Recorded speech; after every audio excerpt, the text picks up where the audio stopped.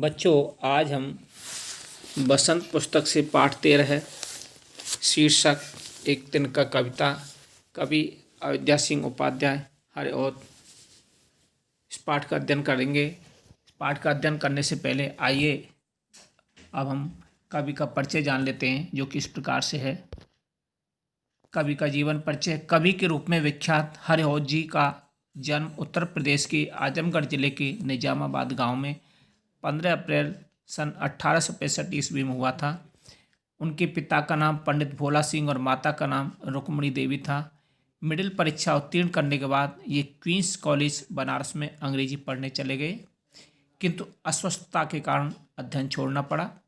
उसके बाद घर पर ही फारसी, अंग्रेजी और संस्कृत भाषाओं का अध्ययन किया।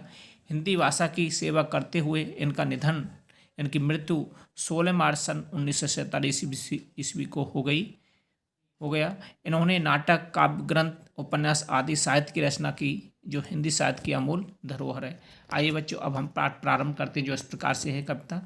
मैं घमंडों में भरा ऐंठा हुआ, एक दिन जब था मुंडेरे पर खड़ा, अचानक दूर से उड़ता हुआ, एक तिनका आँख में मेरी पड़ा। आइए बच्चों, अब हम इस भाग के कठिन शब्द जान लेते हैं, जो इस प्रकार से हैं। घमंड कहते हैं अभिमान को, ऐंठा कहते हैं अभिमान से तनकर, मुंडेर में इनकी छत का किनारा, अचानक यानी कि यकायक, एकदम, तिनका यानी कि सूखी घास का बहुत छोटा सा टुकड़ा। आइए बच्चों, अब हम इसका भावार्थ जानते हैं, जो इस प्रकार से है। एक तिनका कविता की इन पंक्तियों में कवि हरिऔध कहते हैं कि मैं एक दिन घमंड में भरा हुआ अपने घर की मुंडेर पर खड़ा हुआ था, तभी अचानक कहीं दूर से उनकी आँख में एक तिनका आ गिरा, या मेरी आँखों में तिनका चला गया। कविता का आगे का भाग इस प्रकार से है बच्चों। मैं झिझक उठा हुआ बेचैन सा, लाल होकर आँख भी दुखने लगी, मूठ देने लोग कपड़े की लगे, ऐंठ बेचारी दमे पामो भगी। बच्चों, आइए अब हम इसकी कठिन शब्द जान लेते हैं, जो इस प्रकार से हैं। झिझक कहते हैं शर्म, बेचैन कहते हैं बच्चों व्याकुल, परेशान, दुखने लगी माने होता है दर्द होने लगी, मूठ यानी कि कपड़े को इकट्ठा करना, ऐंठ यानी कि कहते हैं बच्चों अकड़, घमंड, और दबे पामो भगी यानी कि चुपचाप चली गई। आइए बच्चों, अब हम इसका भावार्थ जानते हैं, जो इस प्रकार से। एक तिनका कविता की इन पंक्तियों में कवि ने आँख में तिनका गिर जाने के बाद अपनी हालत का वर्णन किया है। कवि कहते हैं कि आँख में तिनका चले जाने से उन्हें बड़ी ही बेचैनी होने लगी, उनकी आँख लाल हो गई और दुखने लगी। मुझे परेशान देखकर लोग मेरी आँख में कपड़े की मूठ देने लगे और आँख से तिनका निकालने लगे। इस स्थिति को देखकर मेरा घमंड बिल्कुल चूर चूर हो गया और मेरी ऐंठ बेचारी दबे पामों भाग गई। आइए बच्चों, कविता का आगे का भाग देखते हैं, जो इस प्रकार से है। जब किसी ढब से निकल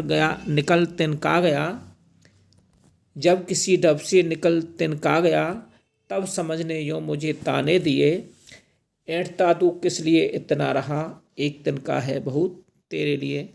बच्चों, आइए अब हम कठिन शब्दों को जान लेते हैं, जो इस प्रकार से हैं।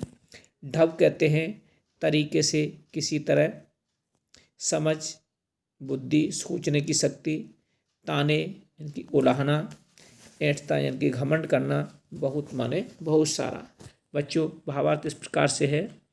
एक तिनका कविता में कवि हरिऔध जी ने तिनका निकल जाने के बाद अपनी हालत का वर्णन किया है। वो इन पंक्तियों में कहते हैं कि जैसे तैसे उनकी आँखों से तिनका निकल गया। इसके बाद उन्हें मन में एक ख्याल आया कि उन्हें घमंड नहीं करना चाहिए था। उनका घमंड तो मामूली तिनके ने तोड़ दिया। कभी हमें इन पंक्तियों के जरिए ये बताना चाहते हैं कि हमें भी घमंड से दूर रहना चाहिए, एवं इंसान कितना भी बड़ा हो जाए उसे घमंड नहीं करना चाहिए। बच्चों, अब हम इसमें से कुछ विलोम शब्दों को जानते हैं। नीचे लिखे शब्दों के विलोम शब्द लिखें। से भरा यानी कि खाली, घमंड का विलोम है बच्चों सम्मान, दूर का पास, उठना का विलोम शब्द है बैठना, समझ का विलोम शब्द है नासमझ, बहुत का है कम, एक का है अनेक, अपना का पराया। आइए बच्चों, अब हम इसमें से कुछ बहुवचन बनाना सीखते हैं जो इस प्रकार से हैं। तिनका शब्द है, इसका बहुवचन होगा तिनके। कपड़ा, कपड़ा का होगा कपड़े। आँख का होगा आँखें। ताना का होगा ताने। और अंगूठा का होगा अंगूठे। बच्चों, आज इस पाठ में इतना ही।